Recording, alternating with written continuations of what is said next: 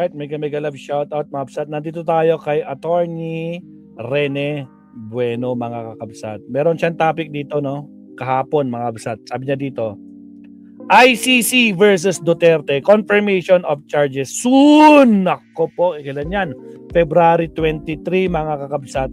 Agoy, o siya, pag-usapan natin to. Pakinggan natin si attorney at meron tayong malaman na bagong informasyon regarding dito sa mangyayari kay Duterte at sa ICC, Mamsat. Confirmation of charges. Pasok, Attorney Enzo. Attorney Rene Bueno. Pasok. Cash it or debit? Harangan pa tayo. You debit. Because Union Bank Debit Card pays you back with exclusive deals. Okay, pasok. Yeah, Anthony Bueno. Lo enviar. Oh, learn the line. Know you're right. Ating dating Pangulong Rodrigo Roa Duterte. Oo. Siya ay niregaluhan ng International Criminal Court ng denial of his appeal. Saklap, attorney, saklap. Ipaliwanag nga yun. Oo, ano ba yung...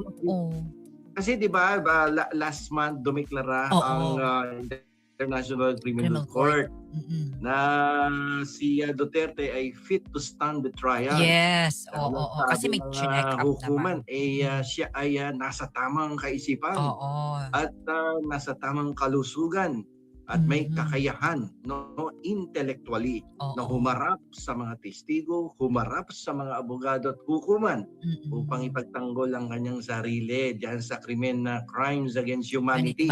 Yan. Pero ang sabi nga ng kanyang mga abogado ay teka muna, aapila kami. 150 million ng sweldo ko bilang abogado. Siyempre, apila ng apila. Mosyon. Oo nga naman. Trabaho muna, trabaho. Parang naalala ko na naman yung kwento mo. Oo, sige. Sabi ng kanyang abogado na 150 million ng acceptance fee o monthly. Sana all. Ay hindi fit to stand the trial ang aking kliyente sapagkat medyo nagde-deteriorate ang kanyang kaisipan at ang kanyang kalusugan ay wala na sa wisyo.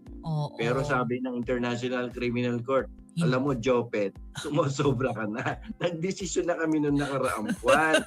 Fit to stand the trial yan Pinamedical exam namin yan. No? Nasa tamang kaisipan niyan at napakalusog niyan at malakas pa yan sa kalabaw. No? In-exaggerate lang natin para madaling intindihan. Ayun. At tuloy ang confirmation of charges sa susunod na linggo. Nakakabaw! Sa Diyos ko po, Rudy. confirmation of charges, ikaw Duterte, sabi ng ICC, ay wala ng dahilan, wala ka ng alibay upang hindi umaten ng hearing Jonas Benavides, shout out confirmation of charges by next week. Ayan. Tsaka alam mo, partner, ang dami rin namang, namimiss na si dating Pangulong Duterte makita, no? Uli. Sino na nami-miss si Tatay Digong? Na-miss nyo na ba? Press 1. Kasi March, kailan ba yun? March 15, March 14 last natin siya nakita. Yung sabi niya, Duterte. Yun yung last na nakita natin ng naka-zoom si Tatay Diggs. According sa mga pamilya ng Duterte, long hair na daw si Tatay Diggs. So wala tayong totoong update. Kasi bawal kasi mag-picture-picture o mag-selfie doon, no? Bawal mag-selfie Bawal gumamit ng cellphone sa loob ng kulungan. Kaya wala silang ebidensya. Puro lang sila. Ganun. Kaya hindi natin alam kung totoo siya sabi nila. So walang patunay. No? Nako po. Diyos ko po, Rudy, pasok. Last pack. Palagay ko para na tong si John Lennon siguro. Long hair na. Baka. Pero sana naman. Na ang dating. Hindi daw nagpapagupit, sabi ni ni Sara, di ba? And at payat. No, dito natin malalaman. Next week, February 23 yata, di ba? 23, sabi ni Maylene. Ayan, thank you. Anong araw yan? Monday! Next week! Monday next week. Ang tanong, magpapakita kaya, no? Doon! Ang tanong, magpapakita kaya? Magpapakita yan. Wala na siyang alibay, wala na siyang dahilan not to appear before the court to attend this confirmation of charges. Ayan, at kasi ito yung prerequisite, kumbaga. This is the prerequisite before the full-blown trial in court. Kung saan ay dito ay may tatanungin lang naman dito kay Duterte. Oo, partner. Titingnan ng ating ICC court kung sapat ba ang ebidensya, no, laban sa dating Pangulo ng Pilipinas.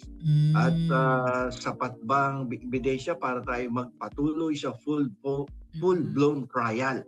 Ayan, pag yan nakita doon sa confirmation of charges at tama lahat ang inilatag doon sa mga reklamo laban sa dating presidente, tuloy ang Tuloy. trial sa hukuman. At Oo. dyan Tuloy naman ang umpisa kanila, ang kalungkutan. balitaktakan ng mga abogado laban sa dating Pangulo. At ang kasama dito sa desisyon na to, attorney. na aside from the fact that the former president is fit to stand the trial, ay yung approval of the International Criminal Court of the new applicants na mag-act as witnesses. 500 new Kaya nga 500. Dami. Gravity. Crimes against humanity. Oo nga, ito nga sabi ng mga kayubi. Oo, yan ang mangyayari niyan. Lalo silang mahihirapan yan na Dami. depensahan ang So, kanyang kaso sa International Criminal Court. So attorney partner, this is a development report dun sa mga mga nag-file ng kaso, no, yung mga titestigo dahil Yes, tuloy. At dahil sa desisyon niya na lalong lumakas ang legal standing ng mga nagrereklamo laban sa dating Pangulo. No, lumakas ang kanilang tsansa na maipanalo nabuhayan. nila ang kanilang reklamo laban sa dating Pangulo. Lalong-lalo na't ngayon dumami ang mga testigo na mga kamag-anak na mga naging biktima ng crimes against humanity dito sa Pilipinas. So magkaabang-abang pala ang February 23 at also partner ano din yan yung Trillion March, no? Dahil this is also yung pag-alaala ba ng People Power 1, 'di ba partner? Kasama wala yun. mangyayari doon sa kanilang Trillion March. At kay alam mo nangyayari ngayon parang testing the waters to. May nagpalabas na si dating Pangulo ay merong palitan ng kanyang text messages with the former Undersecretary Adrian Bersamin. Kung saan ang laman ng konteksto ng kanilang mga messages ay kung paano mabubuo yung bilyong-bilyong piso na kukolektahin from the flood control funds. At kung pupunan na yung bilyong-bilyong piso na yan na i-deliver doon sa Nara residence na pinpointed naman yan sa Forbes Park na tirahan. Makati, At yan nga ay kinalat na naman ng Infinite Stream, shout out. magiting Infinite na Streams. kongresista mula sa Batangas City. At sinabi din Smudjas, ni shout out Smudjas. Representative Tino. Pero nung hinihingi sa kanya ng isang reporter na mahusay magtanong, ang sabi tanungin si Congressman Leviste. Nung tanungin naman si Congressman Leviste, ay ayan na, nagtuturoon na at wala na magpakita ng exchange of these messages between the president Wala sila talaga ipapakita. Wala former talaga. Undersecretary na si Adrian Bersamin. And also partner, di ba, may mga panayam din kay Congressman Erice Egay, di ba? Nagpahayag din tungkol dito. Ganun din nakita niya pero alam mo itong sinasabi ni Leandro Leviste, it is almost the same as the Cabral files na kanya sinasabi na pati yung mga video na kanyang ipakikita kung sakasakaling siya ay mawawala sa ibabaw ng lupa. Ang sabi niya ay may mga video siya na sasabihin niya kung ano talaga ang tunay na nangyayari sa korupsyon dito sa ating bansa. At ngayon naman, itong exchange of messages. But the thing is that, nagkikwento sila na mga bagay-bagay tungkol sa korupsyon against the president without presenting the necessary evidence Walang to ebidensya. prove their allegation. Ngaw-ngaw lang, ngaw-ngaw. Ang problema dito, lumalabas, multiple hearsay ito. Hindi na to hearsay or double hearsay. But this is actually a clear case of multiple hearsay. At wala yan. There is no probative value And if you will bring this to the court, definitely this will be another case of basura. Oo. Basura yan. Oo. You No? go At, to walang mangyayari dyan. you go to the province and They need to go back to the province And and, make- then plant kamote. Yan. Romeo Canlas. Oo. Ang dapat Hindi, tsaka, nilang ginagawa. partner, kung may alam mo, nakakalungkot. No? Nakakalungkot, partner. Mm-mm. No? Ako, sawan-sawa na ako sa kamote dahil madalas ko din kinakain yan. Tapos uuwi pa sila sa probinsya to plant kamote. Di Oo. madadagdagan na naman ang supply natin ng kamote. Mga kamote na yan. So, Partner, ang pinagtataka ko lang sa mga ito, kung may ebidensya kayo, why not go to proper no? 'Di ba? proper Oh, venue. Buwan nila. proper, Ikaso na Wala nila. yung, oo, link. ganun Pero nga. wala eh. Ipadala yan. Oo. Katulad Kasi wala ng silang sabi may ko, dapat papakita, dalhin sa attorney. tamang lugar. Lugar. At hindi lamang sa tamang panahon. Mm-mm. Ito ang tamang panahon upang dalhin niya sa tamang lugar Oo. upang malaman kung may katotohanan ang inyong ibinibintang Mm-mm. laban sa Pangulo. Tama. Diba? Andiyan dyan ng Office of the Ombudsman, andiyan dyan ng NBI, Mm-mm. andiyan dyan ng sandigan kapag galing na sa Ombudsman, demanda ninyo Mm-mm. kung may ebidensya kayo. Oo. Considering the fact that the President is immune from suit and he cannot be sued for under the impeachment rule Yeah. kasi nga may 1-year bar rule. Bar rule. Ba't di mo idemanda yung sina Bersamin? Pero tahimik si Sinasabi- Bersamin attorney, no, partner?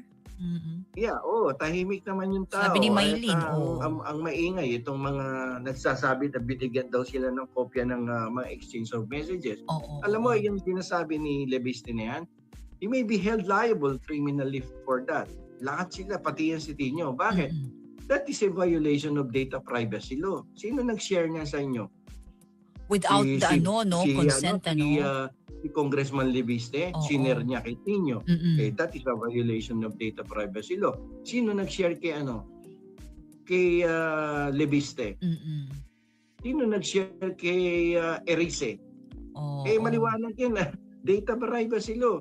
And that is also a cyber libel. Without the consent, nung may-ari nung partner. Oo, hindi Oo. pwedeng ilabas mo basta-basta yung isinare Even mo, the yung pinag-usapan. Oo. Lalong-lalo na yan. Kaya nga multiple hearsay yan. Wala naman silang direct knowledge dyan personal knowledge about this Mm-mm. exchange of messages. Mm-mm. Hindi naman sila yung recipient. Hindi Oo. naman sila yung sender.